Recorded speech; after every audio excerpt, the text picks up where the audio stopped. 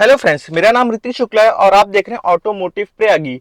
और आज हम बहुत ही स्पेशल कार में बैठे हैं जो कि अपने इंडिया में बेसिकली मैं बता दूं कि थोड़ा सा अंडररेटेड कार है। ये अंडररेटेड कार मैं बता दूं कि इस हिसाब से है कि आज मैं शूट करने आया हूं Hyundai i20 का। तो बेसिकली मैं बता दूं ये 2024 मॉडल है इस कार का। और मैं अंडररेटेड क्यों बता रहा था, क्योंकि ह्यूंडई जो है अपने ही i20 का पैर काट रही। मैं ऐसा क्यों बोल रहा हूं, क्योंकि प्रेजेंट टाइम पे जो i20 का रेट चल रहा है उसी सेम रेंज में एक्स्टर इन्होंने निकाल दिया है।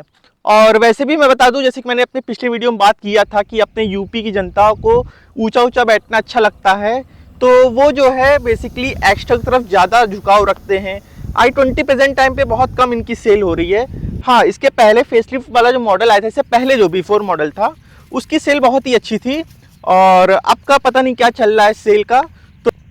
तो ये सब जानने के लिए मैं आज ओनरशिप रिव्यू बेसिकली लाया हूँ इस कार पे, बेसिकली i20 पे, कि जब ये ओनर इसको ओन करते हैं तो उनका एक्सपीरियंस क्या होता है। मैं इंट्रोड्यूस करना चाहता हूँ ओम शुक्ला जी को। भाई। तो चलिए हम लोग अपना ओनरशिप रिव्यू बेसिकली स्टार्ट करते हैं और कुछ क्वेश्चन से मैं पूछूंगा जो कि इस कार से रिलेटेड रहेगा। तो ये क्वेश्चंस आपको मैं बता दूं कि हेल्प करेगा आपको भी, जब अगर आप i20 ओन करने का सोच रहे हैं या तो आप सेकेंड हैंड कुछ सोच रहे हैं, तो आपको ये बेसिकली फुल एक डिटेल रिव्यू हो जाएगा ये। तो ये बताइए कि ये कौन सा मॉडल है और आपको कितने में पड़ा। ये फैब 2024 मॉडल है और मैंने लिया था जून 2024 और ये पड़ा था मुझे 1020 का। ये वेरिएंट है स्पोर्ट्स ऑप्शनल।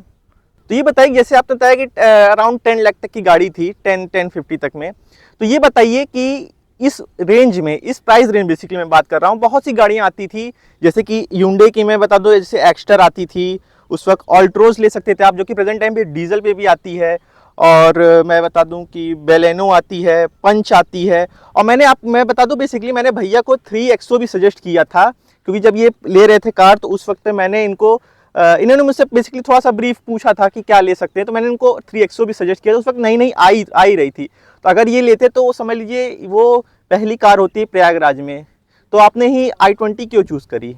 अब i20 बचपन से मैंने बहुत लोगों को देखा था कि i20 चलाना, और काफ़ी फ्रेंड सर्कल में वरना है। तो वो बेसिकली जो हुंडई कार मुझे चाहिए थी, हुंडई में वेन्यू भी ले सकता था, लेकिन अब ऐसा है ना कि एसयूवी होती है तो एसयूवी मतलब बड़ी, और मिड सेगमेंट की एसयूवी कोई एसयूवी होती नहीं, तो इससे अच्छा कॉम्पैक्ट कार लो। तो जैसे कि मैं बेसिकली बता थे ऑल्ट्रोज के बारे में, तो ऑल्ट्रोज में आपको परफॉर्मेंस भी अच्छी मिलती, माइलेज भी अच्छी मिलती। और जैसे मैं वो छोड़ दिए, मान लीजिए ऑल्ट्रोज तो सेम रेंज में हो गए, मैं 3XO की बात कर रहा था, उसमें उसमें आपको माइलेज भी अच्छा मिलता और उसमें परफॉर्मेंस भी अच्छा मिलता, आपको ग्राउंड क्लियरेंस भी अच्छा मिलता। तो उसके बारे में आपने ये सब नहीं सोचा।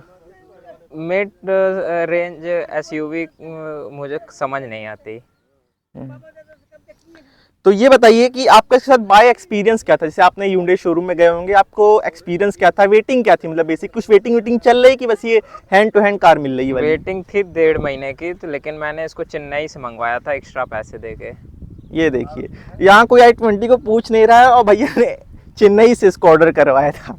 तो मतलब स्पोर्ट्स, वेटिंग चल रही प्रेजेंट टाइम पे, मान हाँ, चले। स्पोर्ट्स ऑप्शनल तब था भी नहीं, इलाहाबाद में शायद किसी के पास था भी नहीं, पहली स्पोर्ट्स ऑप्शनल मैंने ली थी।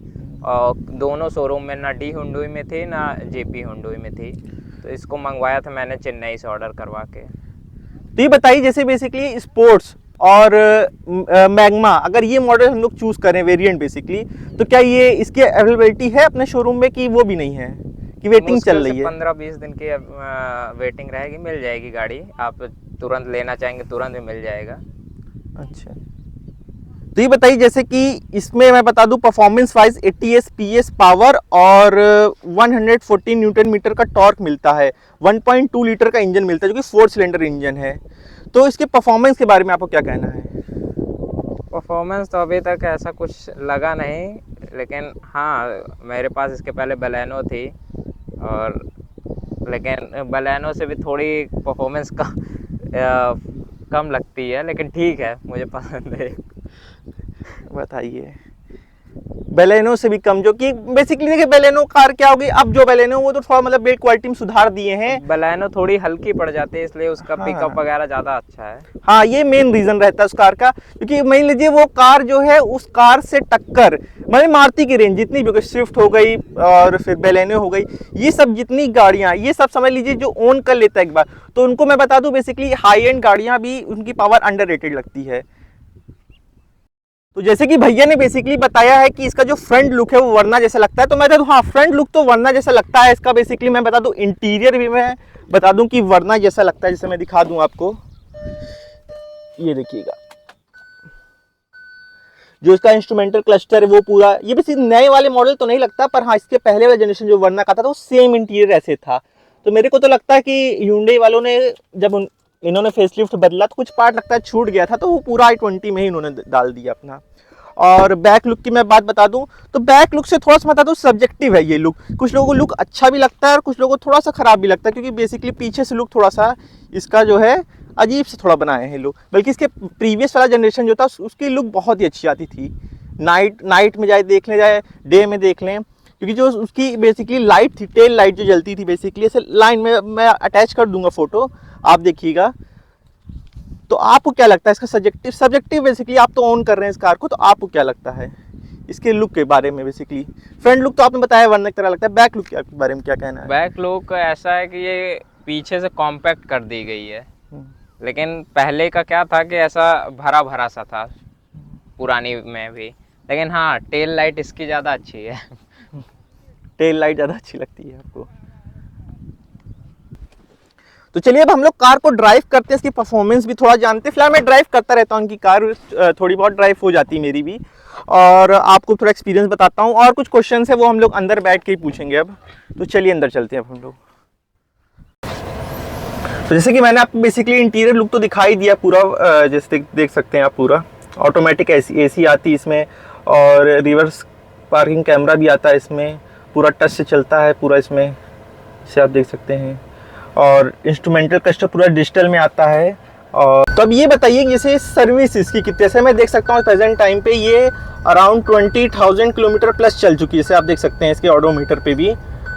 तो ये बताइए इसकी सर्विस रिलेटेड आपको क्या लगता है, कितना कॉस्ट पड़ती है? क्या आप सर्विस जैसे भी, तो मान लीजिए वारंटी आउट होगी, अगर आप एक्सटेंडेड वारंटी नहीं लिए होंगे तो इसको आप अभी भी क्या Hyundai शोरूम पे सर्विसिंग करवाते हैं? एक्सपीरियंस क्या है बेसिकली आपका सर्विस से रिलेटेड, ये बताइए। सर्विस मैं Hyundai शोरूम से ही करवाता हूँ, प्रेफर भी करूँगा कि हमेशा मैं वहीं से करवाऊँ।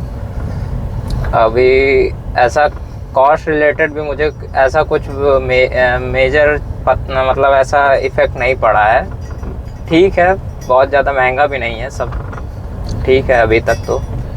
तो क्या आपने एक्सटेंडेड सर्विस का ले रखा है? हाँ, एक्सटेंडेड सर्विस वारंटी मैंने ले रखा है। अच्छा, तो आपका कॉस्ट क्या पड़ता है? जैसे आपने ऑयल चेंज, जैसे 10,000 रुपये मैं बता दूं बेसिकली ऑयल चेंज करने का एक रिकमेंडेशन रहता है कंपनी वालों का, तो आपका अभी तक कितना पड़ चुका है? सर कॉस्ट क्या बेसिकली पड़ा? पहली सर्विस तो फ्री थी, सेकंड सर्विस मैंने कराया था तो 2300 पड़ा था कॉस्ट, 2239 ऐसा कॉस्ट आया था, जिसमें एयर फिल्टर चेंज हुआ था और ऑयल चेंज हुआ था।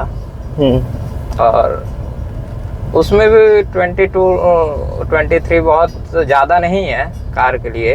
हाँ, इतना तो मान लीजिए आजकल के प्रीमियम बाइकों की जैसे कि रॉयल एनफील्ड आप चले जाएं इतना लग ही जाता है, तो लेबर चार्ज मिला के। हाँ, तो ये बताइए कि आपको लेबर चार्ज भी शायद देना पड़ा होगा 10,000 पे? लेबर चार्ज नहीं देना। हाँ, लेबर चार्ज फ्री है 10,000 तक में। अब तो आपको 20,000 चल चुकी है, अब आप हमको लगता है थर्ड सर्विसिंग करवाएंगे तो आपको देना पड़ेगा आपको लेबर चार्ज। 4 सर्विस फ्री है Hyundai की तरफ से।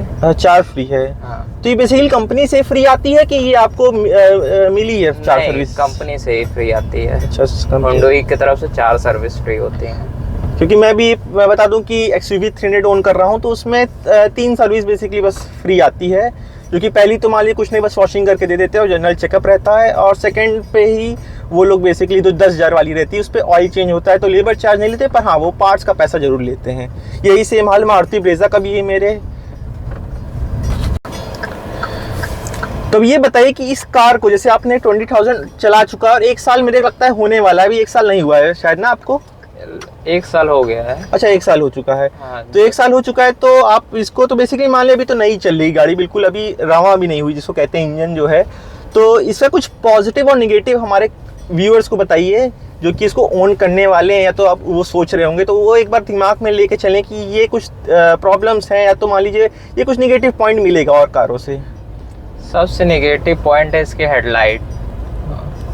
हेडलाइट से मैं परेशान हूँ। बाकी ऐसा कोई अभी तक मुझे लगा नहीं कि इस चीज़ की कमी है गाड़ी में, या इसको मुझे बाहर से करवाना है। म्यूज़िक सिस्टम से लेके कोई भी चीज़, बैक कैमरा हो गया, कोई भी चीज़ मुझे अभी तक ऐसा लगा नहीं कि इसको बाहर से करवाना है। लेकिन हाँ, हेडलाइट से मैं परेशान हूँ। हेडलाइट मुझे चेंज करवानी पड़ेगी। ये हेडलाइट से तो मान लीजिए वो तो सब्जेक्टिव हो गया, क्योंकि इसमें मैं बता दूं इसमें हेलोजन लाइट आती है। इसमें डीआरएल जो दिए बल्कि वो जो है इन्होंने दे रखा है एलईडी में, पर जो कि इसका हेडलाइट है वो मैं बता दूं कि हेलोजन से तो सब परेशान है। मैं बता दूं 3X में मेरे एक्सयूवी 300 में भी पता नहीं कंपनी इतना पैसा ले रही है, पर उसमें ये नहीं कि एक 40 वाट का इतना ज़्यादा लगा है, 40 वाट का एक ठो एलईडी सेटअप लगा दे जिसमें बेसिकली बल्ब लगता है, वही लगा दे तो थोड़ा सा मतलब मदद हो जाती है। और क्या आप बता सकते हैं कुछ? और बाकी अभी ऐसा कुछ ड्रॉबैक लगा नहीं इस कार को लेके। मज़ा आती चलाने में, एंजॉय करता हूँ। परफॉर्मेंस से आप इससे संतुष्ट हैं एकदम। तो बता दूं, आप ये बताइए जैसे कि आप स्विफ्ट भी प्रेजेंट टाइम पे न्यू वाली जो हाँ। जनरेशन वो भी आपके फैमिली में है, हाँ। तो आप उसको भी चलाते रहते हैं, तो उसके और इसके कंपैरिजन कुछ हमको बता सकते हैं क्या? उसको मैं किसी को रिकमेंड ही नहीं करूँगा स्विफ्ट नई वाली लेने को। ऐसा क्यों? ऐसा, अब जैसे इसको आप चाहे जितनी स्पीड में चले जाए जो करिए, ऐसा कार के अंदर, कैबिन के अंदर बहुत इफेक्ट नहीं पड़ता, आवाज़ नहीं आती। उसको चलाने में कान में दर्द होने लगेगा, इस तरह की आवाज़ है उसमें, कैबिन में आती है।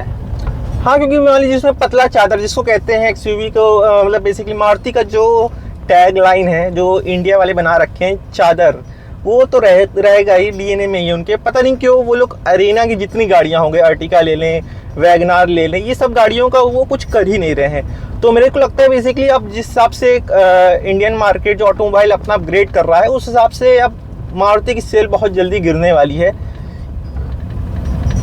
ये ऐसा मेरा मतलब बेसिकली मानना है, क्योंकि जिस हिसाब से चल रहा है, जैसे कि भैया ने बताया कि उसमें इंटीरियर से जो आवाज़ आना, ये इंजन की आवाज़ आना, क्योंकि इसमें इंसुलेशन का भी कोई काम नहीं। इसमें मैं बता दूं प्रेजेंट टाइम पे मैं चल रहा हूँ, ये इंटरलॉक पत्थर वाली पूरी रोड है और इंटीरियर में कोई आवाज़ नहीं, बहुत आराम से चले। बस ये थोड़ा सा इनका साउंड कर रहा है क्योंकि मेटल है ये हल्का सा, तो बस। और बाकी पूरी साइलेंट केबिन है, और स्टार्ट हो जाती है जब आइडल पे तो पता ही नहीं चलता कि गाड़ी जो है कोई आवाज़ कर रही है।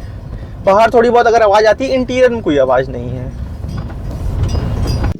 तो कुछ यही वीडियो थी मेरी इस कार से रिलेटेड। अगर आपको ये वीडियो पसंद आई तो आप इस चैनल को लाइक, शेयर, सब्सक्राइब करिए और अपने दोस्तों को भी इस वीडियो को शेयर करिए, और हम मिलते हैं आपको नेक्स्ट वीडियो में।